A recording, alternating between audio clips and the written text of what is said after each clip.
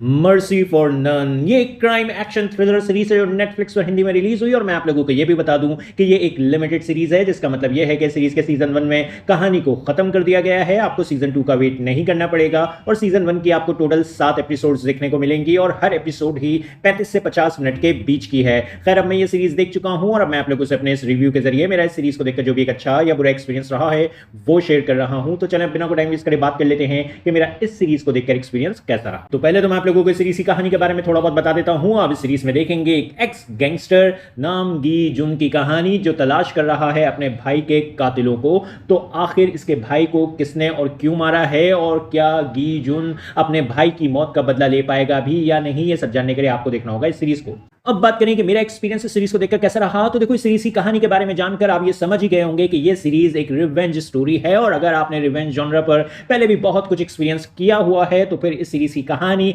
आपके एक्सपीरियंस में कुछ भी नया ऐड नहीं कर पाएगी। अगर आप एक एक्सपीरियंस ऑडियंस हैं तो फिर इस सीरीज की कहानी आपको काफी सिंपल लगेगी, प्लस कहानी और कैरेक्टर्स में इमोशनल डेप्थ की कमी आपको काफी ज्यादा फील होगी। इस सीरीज के क्रिएटर्स फेल हो गए हमें एज अ ऑडियंस कहानी और कैरेक्टर्स में इमोशनली इन्वेस्ट करने में। आपको इस बात से कोई फर्क नहीं पड़ रहा होगा कि इस सीरीज में कौन सा कैरेक्टर कब मर रहा है, जो कि काफी डिसअपॉइंटिंग है। बस अगर किसी एक चीज की वजह से आप इस सीरीज को एंजॉय करेंगे तो वो है इस सीरीज के bloody brutal raw intense action sequences, जिनको देखकर आपको मजा आएगा। और एक्शन आपको इस सीरीज में काफी ज्यादा देखने को मिलेगा। तो अगर आप एक एक्शन लवर हैं, आपको स्टोरी और कैरेक्टर से ज्यादा कुछ लेना देना नहीं होता है, आपको बस एक्शन को एंजॉय करना होता है, तो फिर ये सीरीज आपके लिए है। ये सीरीज आपका एक काफी अच्छा टाइम पास करवा देगी। और बस यही नहीं, जिन लोगों ने अभी रिवेंज जॉनर पर ज्यादा कुछ एक्सपीरियंस नहीं किया हुआ है उनको भी ये सीरीज पसंद आएगी और उनका भी ये सीरीज एक काफी अच्छा टाइम पास करवा देगी। लेकिन जो एक एक्सपीरियंस ऑडियंस है, जो रिवेंज स्टोरीज देख देख कर अब मेरी तरह बूढ़े हो चुके हैं और अब हमें एक्शन के साथ साथ अच्छी स्टोरी और अच्छे कैरेक्टर्स भी चाहिए होते हैं,